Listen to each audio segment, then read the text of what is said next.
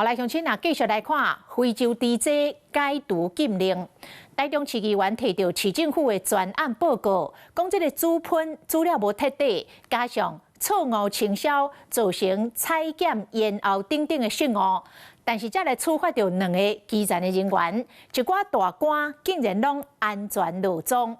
面对着质疑的声音，台中市政府伫个记者会后马上来宣布，免除掉农业局长张敬昌、环保局长陈宏毅、甲动保处的处长林如良等3个人的职务。台中市府针对非洲猪只疫情交出专案报告，其中这2点分别是动保处当人违反中央指令，家己消毒；还有环保局当人一平饲猪场喷相关设备欺诈，无落实责任所涉，市府要处罚啦。2位基层人员来替整个市府背黑锅。我真的觉得卢市长，你会不会太过分了？你习惯性的责任推中央、推基层，你这些局长们，你们真的良心何在？工调局批评市府闪责任大事化小，报告针对兽医师参与人数、猪仔死亡数字拢到未密，敢有延误采检，还有通报拢讲袂清，批评市府应回应。惩处名单尚未公布，仍然在进行相关的调查。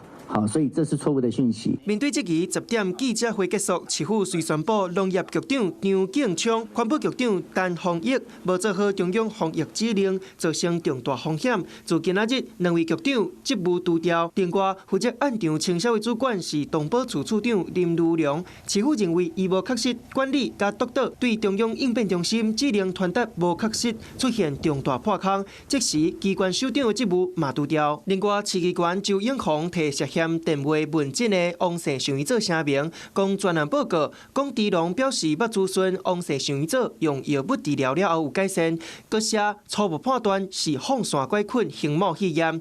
对此，王姓兽医组表示，伊无诊断嘛无讲是肺炎。王姓兽医组他本来想说反正检察官已经做了笔录了，很清楚。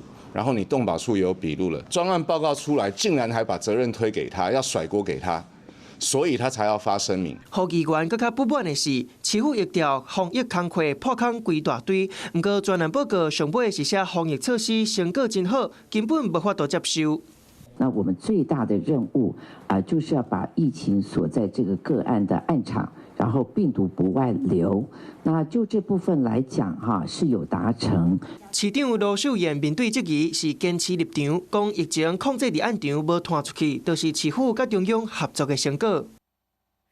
Hello， 我是易景，想要抢先掌握最及时的新闻资讯吗？赶快订阅、按赞、开启小铃铛，锁定华视新闻的 YouTube 频道。